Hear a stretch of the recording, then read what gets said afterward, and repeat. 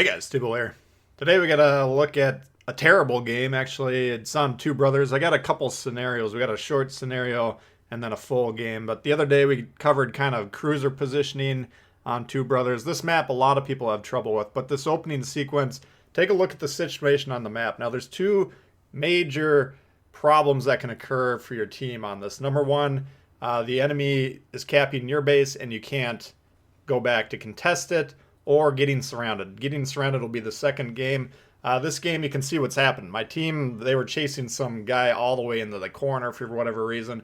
We kind of cut this sequence out, but I've been fighting the Baltimore, resetting them, trying to torp them. Iowa pushes in. I'm trying to reset these guys, giving my team time to get on their base. If that destroyer goes back to reset, then we can't win, because these guys will kill me. And of course, all the destroyer has to do is shoot the ships on their base, reset them, and we lose. So this is a very common scenario. This is usually the main way that you lose this game, other than getting wiped out on Two Brothers, is not recognizing how difficult it is to get back to defend your base. You cannot take your eye off the map, and if you're zoomed in down the scope the entire match, you're not paying attention, you'll lose games. Sometimes you'll lose games where you're up 4 or 5 ships, which is extremely frustrating, but it happens.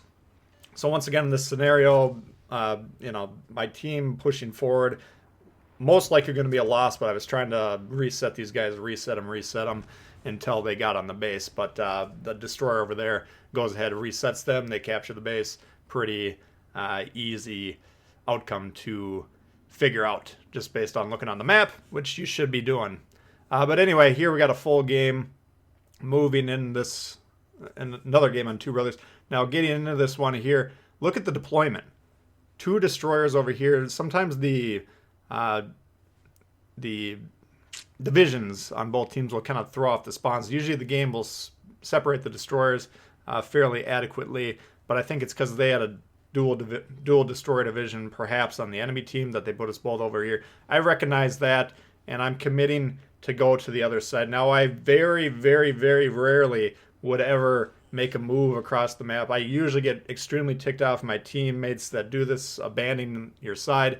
But here you got 2 flanks, and you need a destroyer on both sides. So luckily I'm in a very fast ship, the Tbull here. Pop the speed boost immediately. I'm hoping to God that destroyer doesn't follow me over here. If he gets the idea, okay, this guy's going up the middle, I'm going to go join him, I'm going to immediately cut back and go back to play the west side, or the west side of the map, because you cannot have one side being spotted, one side not. Luckily, our destroyer hopefully recognizes what I'm doing, and I'm trying to present a line like I'm going to the other side of the map. Regardless, he doesn't follow me, so we're going to get spotting. But it's going to actually take me 2 or 3 minutes here, and this is instructive. For most maps, and again, I can't tell you the last time I've moved this far to open the match, but this is going to be about a 2-minute deployment, which that's about, what, 10, 15, 20% of the game. We can't do anything. We can't spot, we can't torp, we can't shoot, we can't do anything. So do not do that. But keep this in mind when you're, let's say you spawn on C on Tears of the Desert and you want to go all the way to A. Well, by the time you get there, a third of the match is over and your team's been effectively short a ship the entire match, and that's a huge disadvantage to present your team right off the bat. So once again, very, very, very rarely would you ever want to make a move like this, but this is one of the rare instances where, number one, we had the ship to do it, and number two, our team needed to do it. Now, kind of unfortunately, both of the red destroyers are going to be on the side that we spawned on, but coming over here potentially can allow our guys, you can see one cruiser looks like he might be playing the island, like we kind of talked about last video, to the northeast there. The other ones kind of want to huddle back where they spawn and shoot over this cover. Now, they can't really do that effectively.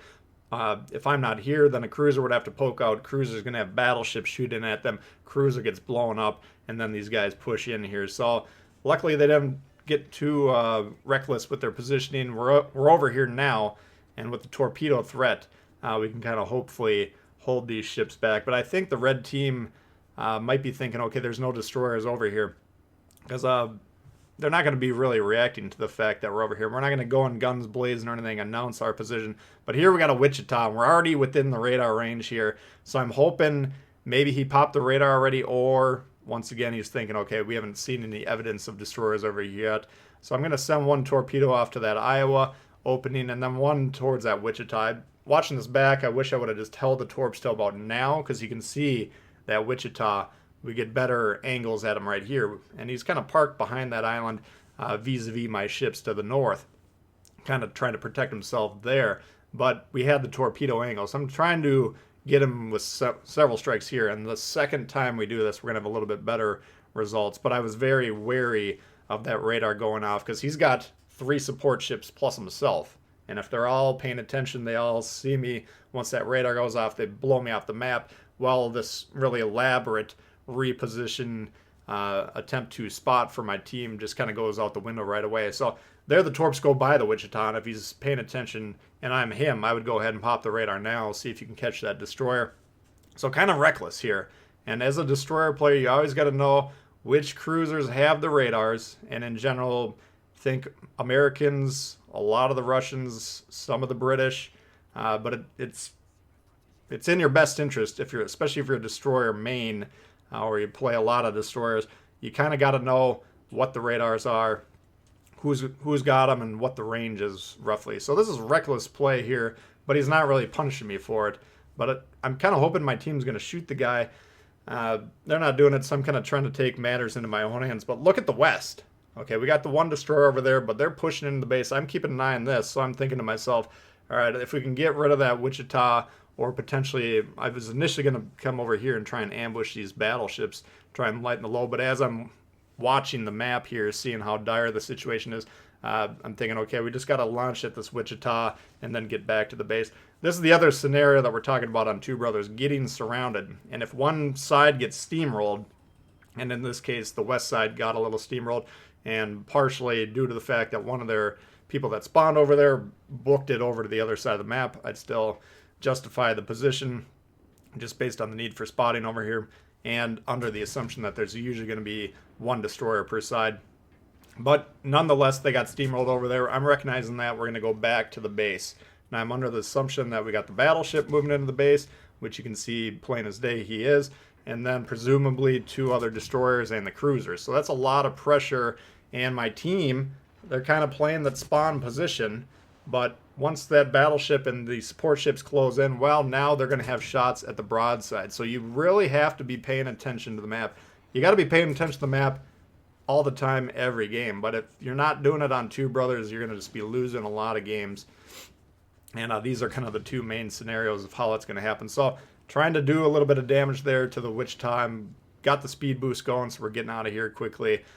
Did take a little bit of a shot there, but trying to do what we can do here, recognizing that this game not looking good. We're down 2 ships now. We just took one out. The Chapayev that's playing all the way to the north there, he's doing a good job. He took out that Ganais now pressuring the base, but I'm not relenting, just because we don't see any other ships over here. We got to assume those destroyers and presumably the cruiser are going to continue to move into the base, and if those destroyers get into a position where they can kind of sit either on the base, increasing their score and potentially spotting, that's a major problem.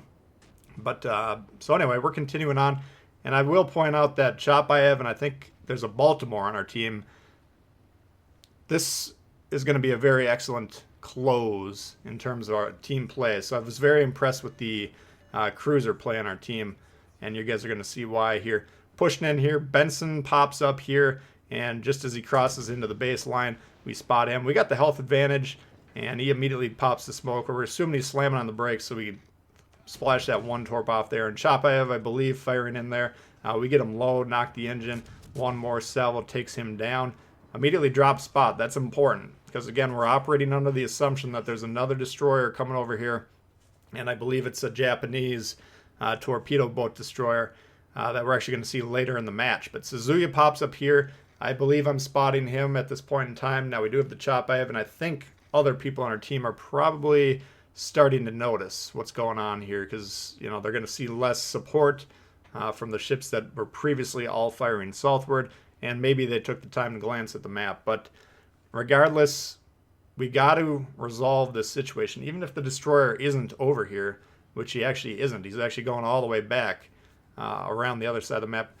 This is the being surrounded part that we're talking about here. We got to take out one side or the other. If you're getting surrounded, you're in trouble. That's why the black hole strategy rarely works. The black hole strategy, where you clump up and just basically get surrounded by the enemy and then destroyed, that's a problem. The only time that works is if the enemy pushes into it one at a time, and then you got 4 or 5 ships shooting at that one ship coming in at a time.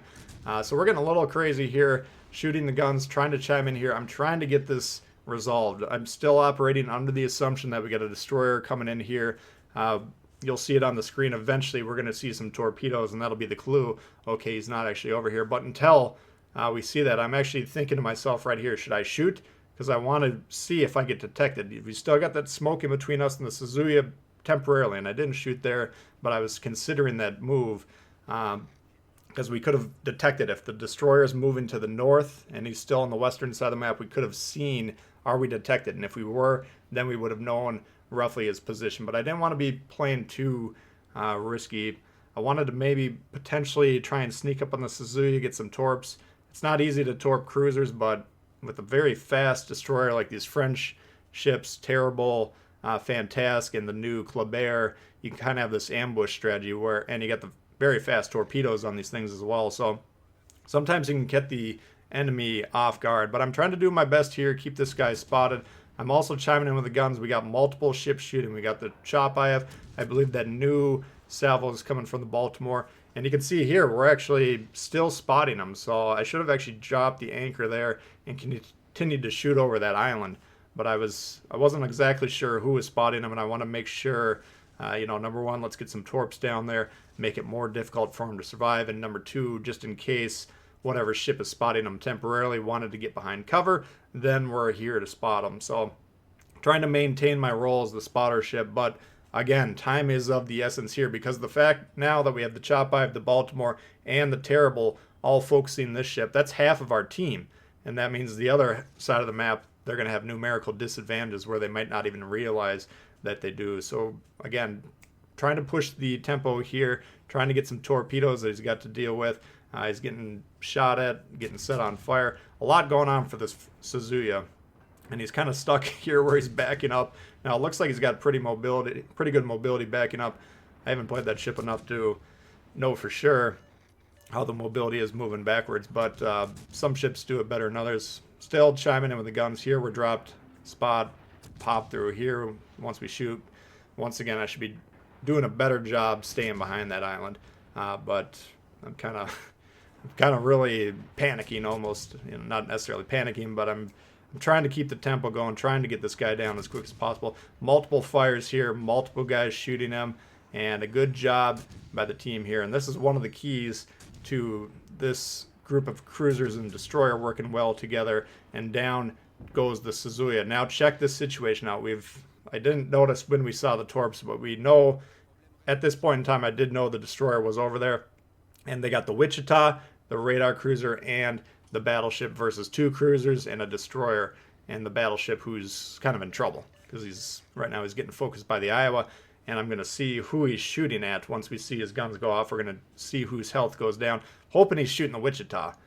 This game, basically, if you're playing it strategically, you got to understand the destroyers are kind of the scoring pieces, a little bit less so in capture the base mode, but they're still important in terms of the spotting and potentially in terms of the torping. But you got to always understand, if you're not the destroyer, you got to have to support the destroyers. The fact that the Wichita is still alive, even though we hit him with a couple torps, we got him on fire earlier. We did most of our damage against him and the rest against the Suzuya and a little bit against that Benson or whatever it was.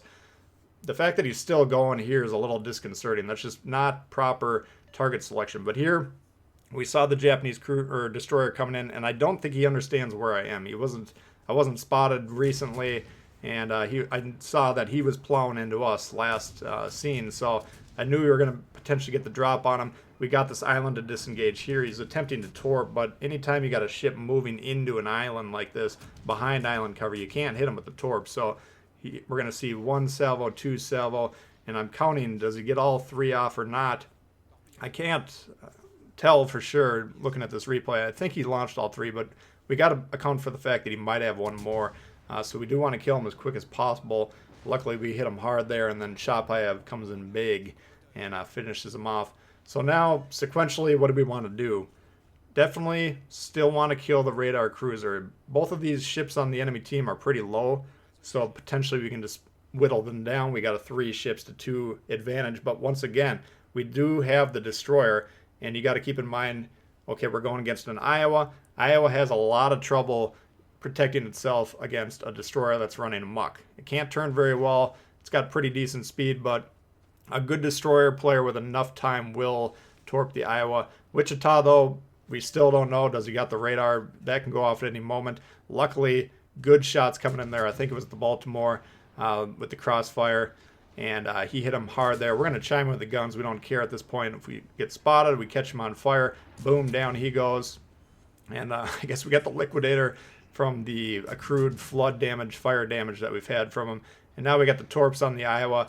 He's in trouble. He's got 2 cruisers. He's got the destroyer. Torps coming in. He's got to account for those. He's already turning away, so he's not going to hit the torps. But at this point in time, he's getting swarmed by everyone. We're just content. I could potentially shoot him with AP here, but I'm just content to continue to pile on with the HE, see if we can get some fires, make sure he goes down. Because you got to still respect the Iowa. He can one-shot the cruisers, and I'm a one-shot as well. So we don't want to be messing around here. We just want to keep the pressure on. But down he goes. So I thought that was a pretty well-played game between me and the 2 cruisers there. Hopefully you guys enjoyed the look at 2 brothers. If you did, please hit the thumbs up. New to the channel, consider subscribing. We got lots of World of Warships coming all the time. Questions, comments, leave below. Love to hear from you, and we'll see y'all later. Peace.